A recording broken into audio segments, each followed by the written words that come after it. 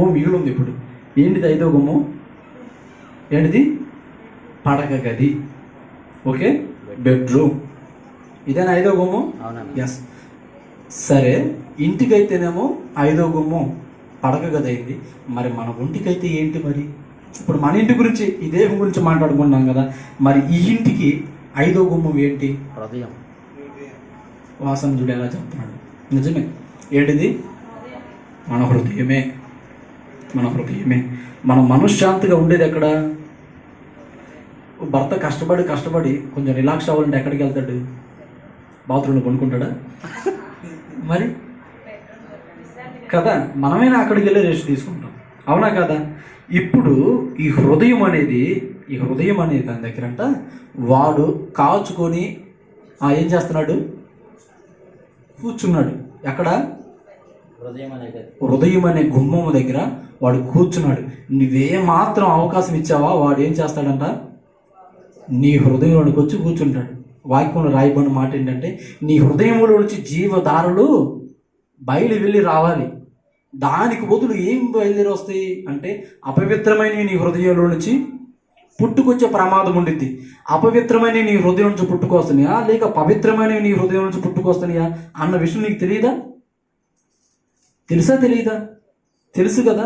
ఇప్పుడు నువ్వు ఎవరికి నీ హృదయంలోనికి అవకాశం ఇచ్చావు? దావీదు కుమారుడా, నన్ను దాటిపోమాకయ్యా, నజరేతు వాడా, నన్ను విడిచిపోమాకయ్యా, నీవు తప్ప నాలో ఎవరికి? నీకు తప్ప కదా, నీవు తప్ప నాకు ఎవరు లేరయ్యా, నీకు తప్ప నాలో చోటు ఎవరికి లేదయ్యా అన్న మాట ప్రకారమే నీ హృదయంలో ఆయనకు చోటు ఉంటే, నీ హృదయం నుంచి ఏం పుట్టుకొస్తాయో తెలుసా? జీవధారలు పుట్టుకొస్తాయి.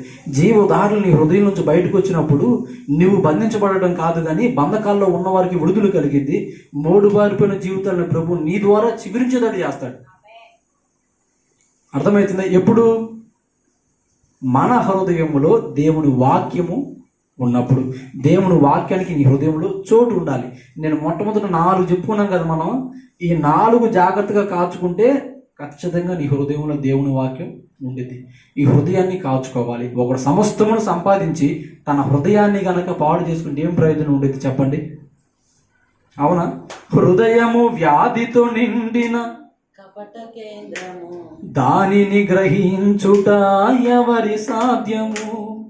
హృదయ మర్మమెరిగిన మహనీయుడా, మనసు మార్చగలిగిన నామదిని కోవెలగా మలచుకోవయా, నా హృదిలో రారాజుగా నిలిచిపోవయా, మనసున్న మంచి దేవా, నీ మనసును నాకిచ్చావా. హల్లెలూయా. హృదయం ఎలాంటిదంట? వ్యాధితో నిండిన కపట కేంద్రం. మరి దీన్ని ఎలా బాగు చేసుకోవాలి? ఇప్పుడు చెడిపోయింది హృదయం, దీన్ని ఎలా బాగు చేసుకోవాలి అంటే, వాక్యము చేత నీవు ఉదక స్నానం చేయవలసిన వాడవై ఉన్నావు అంద వాక్యం. ఏంటిది కదా?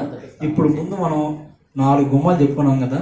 ఈ 4 విషయాలు మీరు జాగ్రత్త తీసుకోగలిగితే మీ హృదయము భద్రంగా ఉన్నట్టే. ఏంటిది? ఎప్పుడైతే మీ హృదయం దగ్గరికి చెడు ఆలోచనలు వచ్చినప్పుడు మీరు చెప్తారు, ఏం చెప్పాలి? మీ హృదయం దగ్గరికి చెడు ఆలోచనలు వచ్చినప్పుడు మీరు ఏం చేయాలి? పోరాడాలి. వేటితోటి? ఆలోచనలతోటి పోరాడాలి. వాటిని మీ దగ్గర నుంచి పారగొట్టడానికి ప్రయత్నించాలి. అప్పుడు దేవుడు మీకు ఏం పుట్టిస్తాడు? పరాక్రమం పుట్టిస్తాడు. అర్థమైందా? ఎప్పుడు పుట్టిస్తాడంటే నువ్వు పోరాడుతున్నప్పుడు పుట్టిస్తాడు, కానీ నువ్వు రాజీ పడిపోతున్నప్పుడు నీకు పరాక్రమం దేవుడు పుట్టించడు. కాబట్టి మీరు ఎలాంటి వారు అయి ఉండాలంటే దినదినము క్షణక్షణము పోరాడే వ్యక్తులుగా ఉండాలి. ప్రభు మీకు పరాక్రమం పుట్టించును గాక. ఇప్పుడు చెప్పండి, ఎన్ని గుమ్మాలు చెప్పుకున్నాం మనం? 5 గుమ్మాలు చెప్పుకున్నాం. ఈ హృదయం గురించి చెప్పాలి అంటే ఇంకా చాలా సంగతులు ఉన్నాయి. దావీదు భక్తుడు అంటాడు, ఈ మాట మనం అందరము పలకగలగాలి. ఏది? దావీదు భక్తుడు పలికే మాట మనం అందరం పలకగలిగిన వారమైతే ధన్యులమే. ఏదో ఒకసారి చూద్దాం ఆ మాట. తీయండి, కీర్తన గ్రంథము 17వ కీర్తన 3వ అధ్యాయం 3వ వచనం.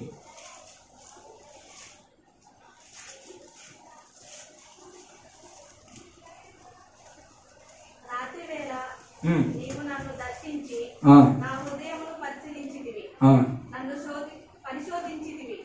నీకు నీ దురాలోచనలో కానిలేదు. నోటి మాట చేత నేను అతిక్రమము మనుషుల కార్యములను విషమైతే బలాత్కారముల మార్గములో తప్పించుకొనుటకు. చాలే, ఇక్కడ దావీదు భక్తుడు అంటాడు, ఏయ్యా నువ్వు నన్ను పరిశీలించి చూసిన యెడల నా హృదయంలోనైనా సరే నా హృదయంలోనైనా సరే నా నోటి మాట ద్వారైనా సరే ఎక్కడు కూడా నేను నీకు వ్యతిరేకంగా నడిచిన వాడను కాను. నాకెళ్ళి చూడండి ఒకసారి, ఈ మాట మనం యేసయ్యతో పలకగలుగుతామా? దావీదు భక్తుడు పలికినట్లు మనం పలకగలుగుతామా? అంటే పలకగలిగిన కృప దేవుడు మీ అందరికి దయచేయును గాక. పరాక్రమం దేవుడు మీకు పుట్టించును గాక. ఈ చివరి మాట శ్రద్ధగా వినండి. నీ కన్నులను పరిశుద్ధంగా దేవునికి అప్పగించే దమ్ము నీకుంటే నీ చెవులను పరిశుద్ధంగా దేవునికి అప్పగించే దమ్ము నీకుంటే, అర్థమవుతుందా? నీ యొక్క శరీరమును నీ యొక్క హృదయమును పరిశుద్ధంగా దేవునికి అప్పగించే దమ్ము మీకుంటే మిమ్మల్ని హెచ్చించే దమ్ము యేసయ్యకు ఉంది. ఆమేన్. అంతేగాని మన శరీరం అంతా పాడు చేసుకుంటూ ప్రభు సన్నిధికి వచ్చి ప్రభువా కృప చూపించు, నన్ను ఆశీర్వదించు, నన్ను దీవించు అంటే ఆయన ఏం చేయగలుగుతాడు చెప్పండి? మీరే అపవాదిగానికి అవకాశం ఇచ్చేశారు. వాడు వచ్చి మీ కుటుంబంలో కూర్చున్నాడు, నీ హృదయంలో కూర్చున్నాడు. అవునా? వాడు ఏలుబడి చేస్తా ఉన్నాడు. ఇంకేసు ప్రభు ఏం చేయగలుగుతాడు? అవునా కదా? కాబట్టి మీరేం చేస్తారంటే వారితో పోరాడటానికి ప్రయత్నించండి. దుష్టుడైన వాడితో మీరు పోరాడండి. ప్రభు మీ అందరికీ కూడా పరాక్రమం పుట్టించును గాక. ఆమేన్. ఆమేన్. ఆమేన్.